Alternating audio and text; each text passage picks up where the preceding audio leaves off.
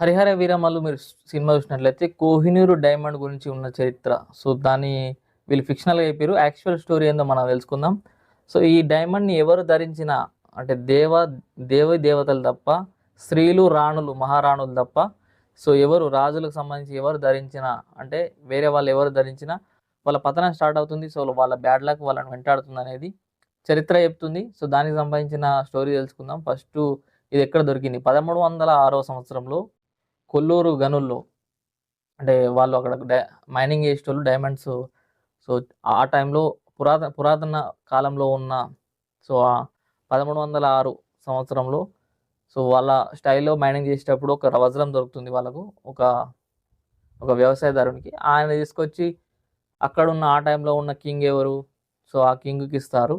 ఆ కింగే కాకతీయుల కాలం నాటి కింగ్ ప్రతాపరుద్రుడు. ప్రతాపరుద్రుని దొరికిన తర్వాత అక్కడి నుంచి వెళ్ళి చేతులు మారుతూ మారుతూ ఇప్పుడు బ్రిటిష్ వాళ్ళకి ఇట్లా వచ్చింది, బ్రిటిష్ వాళ్ళ దగ్గర ఎలా ఉంది. సో ఇది ధరించిన ఎవరైనా రాజకీయాన్ని ఎందుకు బ్యాడ్ లక్ స్టార్ట్ అవుతుంది అనేది ఒక హిస్టరీ ఎందుకు చెప్తుంది, ఒకసారి దానికి సంబంధించిన స్టోరీ మొత్తం మనం డీప్ డిస్కషన్ చేద్దాం. సో ఈ వీడియోని ఎవరైనా చూస్తున్నట్లయితే లైక్ చేయండి. అండ్ ఈ వీడియో ఇంకా ఫర్దర్గా చూడాలనుకున్నవారు సబ్స్క్రైబ్ చేసుకోవచ్చు. మన ఛానల్లో ఇలాంటి వీడియోస్ కావాలనుకుంటే కింద కామెంట్లో తెలియజేయండి. సో ఓకే, వీడియోలోకి వెళ్దాం. ప్రతి ఒక్కరు లైక్ చేయండి. లైక్ చేయడం వల్ల ఎక్కువ మందికి షేర్ అవుతుంది. సో ఇది కాకతీయుల కాలంలో దొరికిన వజ్రం ఇది. సో దీని అంటే అప్పుడు వాల్యుయేషన్ ప్రకారం 793 క్యారెక్టర్లు, 156 గ్రాముల బరువు ఉన్న వజ్రం అది. సో అంత వాల్యుబుల్ అంటే ప్రపంచంలోనే అత్యంత ఖరీదైన వజ్రం ఆ టైంలో. 793 క్యారెక్టర్లు అంటే మామూలు విషయం కాదు. ఆ టైంలో అయితే దీన్ని రాజుకు కొంత ఇన్ఫర్మేషన్ వస్తుంది. సో సో ఇలాంటి వజ్రాన్ని మనం ధరించినట్లయితే ఎక్కువ ప్రాబ్లం ఫేస్ చేయాల్సి వస్తుందని తన చుట్టూ ఉన్న వాళ్ళు చెప్పడంతో, అక్కడున్న ప్రజలు అనుకోవడంతో దానిని అమ్మవారి అంటే భద్రకాళి అమ్మవారి ఎడమ కన్నులో ఉంచడం జరుగుతుంది. సో ఆ టైంలో 1306 సంవత్సరం. సో కొన్ని రోజుల తర్వాత ఆటోమేటిక్గా అల్లావుద్దీన్ ఖిల్జీ ఎవరైతే ఢిల్లీ సుల్తానేట్ ఉన్నారో ఆయన ఈ కాకతీయుల మీదకి యుద్ధాన్ని ప్రకటించి సో ఉన్న సంపదనంతా కొల్లగొట్టి తీసుకెళ్ళిపోతాడు మాలిక్ కాపర్. సో అల్లావుద్దీన్ ఖిల్జీ యొక్క మంత్రి మాలిక్ కాపర్ అటాక్ చేసి మొత్తం ఉన్న సంపద తీసుకెళ్తాడు. సంపదలో భాగంగానే కోహినూరు డైమండ్ కూడా తీసుకుపోతాడు. సో ఆ డైమండ్ వచ్చేసి అల్లావుద్దీన్ ఖిల్జీ దగ్గరికి వెళ్ళిన తర్వాత ఆయనే సో మొత్తం సంపద మొత్తం క్యాలిక్యులేట్ చేయమని సో ఒక వ్యక్తికి చెప్తాడు. ఆ వ్యక్తి పేరు వచ్చేసి ఖ్వాజా హజ్జీకి చెప్పినప్పుడు ఆయన అన్ని క్యాలిక్యులేట్ చేస్తాడు. కానీ దీని వాల్యూ మాత్రం నేను చెప్పలేను స్వామి, రాజా. It is more valuable in the world అని. సో ఈ వజ్రం ప్రపంచంలోనే అత్యంత ఖరీదైంది, చాలా గొప్పది అని చెప్పి ఆయన చెప్తాడు. తర్వాత కొన్ని రోజులకి అది రాజు దాన్ని ఒక వాల్యూ తెలుసుకొని తను ధరించడం జరుగుతుంది. బట్ అంటే తర్వాత కొన్ని సంవత్సరాలకి తను చనిపోవడం. అండ్ తను చనిపోయాక మాలిక్ కాపర్ వచ్చేసి రాజ్యాన్ని ఎట్లయినా దక్కించుకోవాలని చెప్పి వాళ్ళ పిల్లల్ని వేసేయడం. బట్ మాలిక్ కాపర్ను కూడా కొన్ని రోజులకు చనిపోవడం. వెంటనే ఖిల్జీ వంశం పతనం అయిపోయి ఖిల్జీ వంశం నుంచి నెక్స్ట్ అది తుగ్లక్ వంశానికి చేరుతుంది. తుగ్లక్ వంశం నుంచి వెళ్ళి మళ్ళీ సయ్యద్ వంశం కొన్ని రోజులకు లోడీ వంశానికి చేరుతుంది. సో లోడీ వంశంలో ఇబ్రాహీం లోడీ పాలన చేసే టైంలో అప్పుడు బాబర్ వచ్చేసి కొడుకు హుమాయూన్ తోటి కలిపి ఇబ్రాహీం లోడీ పైన దాడి చేసి మొత్తం సామ్రాజ్యాన్ని అంతా ఆక్రమించుకొని అప్పుడు మొఘల్ సామ్రాజ్యాన్ని స్టార్ట్ చేస్తాడు. సో అప్పుడు బాబర్ చేతికి కోహినూర్ వజ్రం వస్తే హుమాయూన్ వచ్చేసి వాళ్ళ కొడుకు ఏమాడుతాడంటే, డాడీ ఇదంతా గొప్ప వజ్రమా, ఎందుకు అంత ఇంపార్టెన్స్ ఇస్తున్నావు అంటే, అరే బేటా ఇది ప్రపంచంలో నేను నెంబర్ 1 వజ్రం. ఇది ప్రపంచంలో ఉన్న ఎంతమంది అయితే జనాలు ఉన్నారో అంతమంది జనాలు ఒక పూట తినగలిగే అంత వాల్యూ చేస్తుంది దీని ఖరీదు అని చెప్పి ఆయన చెప్పడం జరుగుతుంది. హిస్టరీ బుక్స్లో ఉన్న ప్రకారం చెప్పినట్లయితే worth of the value of this diamond is 1 day's food for all the people in the world. So ఇది ఆయన చెప్పిన వర్డ్ అట. అయితే బాబర్ డైమండ్ రాగానే కొన్ని రోజులకు అతను కూడా అంటే కొన్ని సంవత్సరాలకు తను కూడా చనిపోవడం జరుగుతుంది. తర్వాత బాబర్ సామ్రాజ్యం వెంటనే హుమాయూన్ పైన దాడి చేస్తాడు షేర్ షా సూరి. సో హుమాయూన్ పైన దాడి చేయడంతో హుమాయూన్ పారిపోయినప్పుడు బట్ మళ్ళీ షేర్ షాను ఓడించి మళ్ళీ మొఘల్ సామ్రాజ్యం వస్తుంది. That is the secondary thing. But share Shah attack చేసినప్పుడు హుమాయూన్ ఏం చేస్తాడంటే ఫస్ట్ ఆ వజ్రాన్ని తీసుకొని పారిపోతాడు. వజ్రాన్ని తీసుకొని పారిపోతూ పర్షియా దేశం అంటే ఇప్పటి ఇరాన్ దేశానికి పారిపోతాడు. పారిపోయే టైంలో మధ్యలో నమాజ్ చేసుకుందామని ఒక మసీదుకి వెళ్ళినప్పుడు సో నమాజ్ చేస్తూ పక్కన పెట్టేస్తాడు మర్చిపోయి.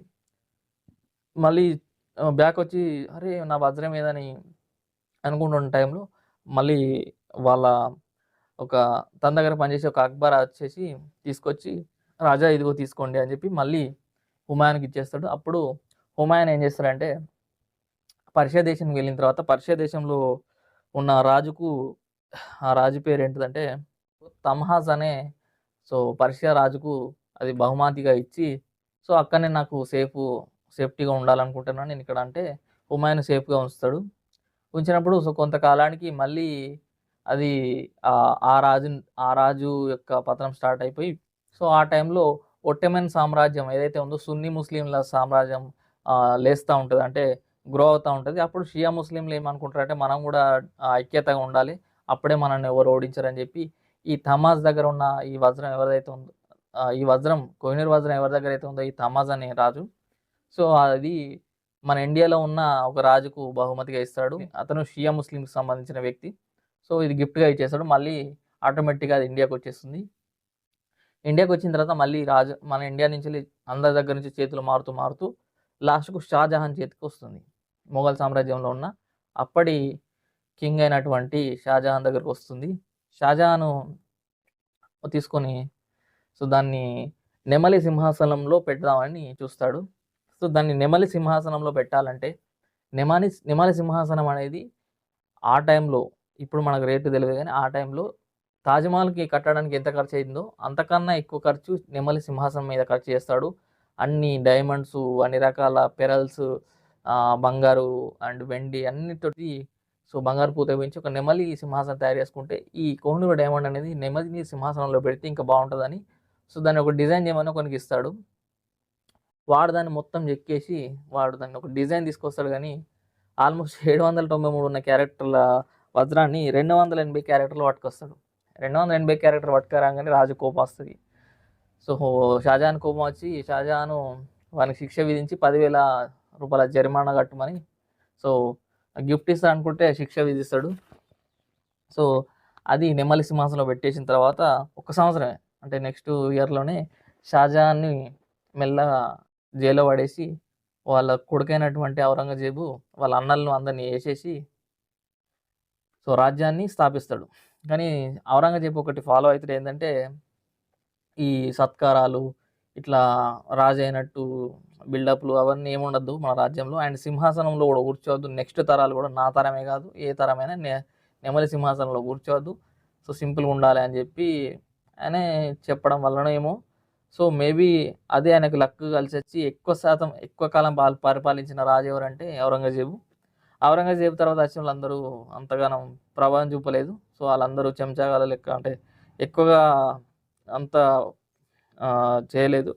సో అప్పుడు లాస్ట్ మొఘల్ ఎంపరర్ అయినటువంటి మహమ్మద్ షా రంగీలా అంటే లాస్ట్ మూమెంట్లో ఉన్న ఆ రంగీలా దగ్గరికి ఆ వజ్రం వస్తుంది. అప్పుడు ఔరంగజేబు కూడా చనిపోతాడు. కొన్ని సంవత్సరాలు మంచిగానే పాలించి ఎక్కువ కాలం పాలించి చనిపోతాడు. తర్వాత నాదిర్ షా ఎవరైతే ఉన్నారో పర్షియా రాజు సో మొఘల్ సామ్రాజ్యం అంత స్ట్రాంగ్గా లేదని చెప్పి అటాక్ చేయడానికి వస్తాడు. అటాక్ చేసి ఆ కోహినూర్ డైమండ్ అంటే అది ఉన్నదని తెలియదు ఆయనకు. కోహినూర్ డైమండ్ అనేది ఒక వజ్రం ఉన్నదని తెలియదు. బట్ అంత సంపద అంతా తీసుకునే టైంలో ఈ మహమ్మద్ షా రంగీలా ఏం చేస్తారంటే తన క్యాప్లో పెట్టుకుంటాడు. వీళ్ళకి ముస్లిం క్యాప్లు ఉంటాయి కదా, సో ఆ క్యాప్లో పెట్టుకుంటాడు, మధ్యలో పెట్టుకుంటాడు.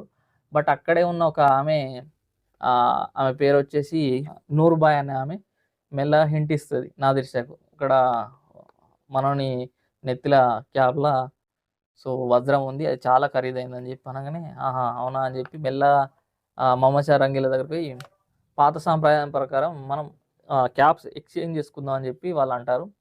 సో ఎక్స్చేంజ్ చేసుకునేటప్పుడు అది జారిపోయి కింద పడుతుంది. అంటే యాక్చువల్లీ ఆయన ఒప్పుకోడు ఫస్ట్ మహమ్మద్ షా రంగీలా, అద్దులే ఎందుకు తీ అంటాడు. కానీ బట్ మనోడు ఫోర్స్ చేసేసరికి తప్పేది లేక ఇట్లా ఇచ్చేటప్పుడు కింద పడిపోతుంది. దాన్ని చూడగానే నాదిర్ షా అన్న మొదటి మాట సో ఏంటంటే కోహినూర్ అని అన్నాడు. అప్పుడు దానికి కోహినూర్ అనే పేరు వచ్చింది. కోహినూర్ అంటే వాళ్ళ భాషలో కోహ్ ఇనూర్ అంటే వెలుగులు విరజిమ్మే కొండ అని అర్థం. సో కోహినూర్ అనేది నాదిర్ షా అనడంతో దానికి కోహినూర్ అనే పేరు వచ్చింది. సో ఆ కోహినూర్ నాదిర్ షా నుండి మళ్ళీ ఆ, అంటే పర్షియా దేశానికి వెళ్ళిన తర్వాత పర్షియా దేశం నుంచి వెళ్ళి మళ్ళీ మన దేశానికి ఎలా వచ్చింది, మన దేశం అంటే ఆ, అంటే నాదిర్ షా ఓడిపోయి నాదిర్ షా నుంచి ఆఫ్ఘనిస్తాన్ వెళ్ళి ఆఫ్ఘనిస్తాన్ నుంచి వెళ్ళి మళ్ళీ ఇండియాకి వచ్చి ఇండియాలో ఉన్న రంజిత్ సింగ్ రాజు దగ్గరికి వచ్చి రంజిత్ సింగ్ రాజు దగ్గర నుంచి మళ్ళీ బ్రిటిష్ ఎంపైర్కి ఎలా వెళ్ళింది మనం పార్ట్ 2లో చూద్దాం. ఒకవేళ మీరు ఈ వీడియోని లైక్ చేసి ఎక్కువ వ్యూస్ వచ్చినట్లయితే, మీకు ఈ వీడియో అంటే ఇలాంటి స్టోరీస్ నచ్చినట్లయితే లైక్ చేసి సబ్స్క్రైబ్ చేసుకోండి. సో ఈ వీడియో కనుక మనం పార్ట్ 2 అని ఎక్కువ మంది కమెంట్ చేసినట్లయితే మనం చేయడం జరుగుతుంది. సో ఎలా అనిపించింది స్టోరీ? సో కింద కామెంట్లు తెలియజేయండి. Thank you.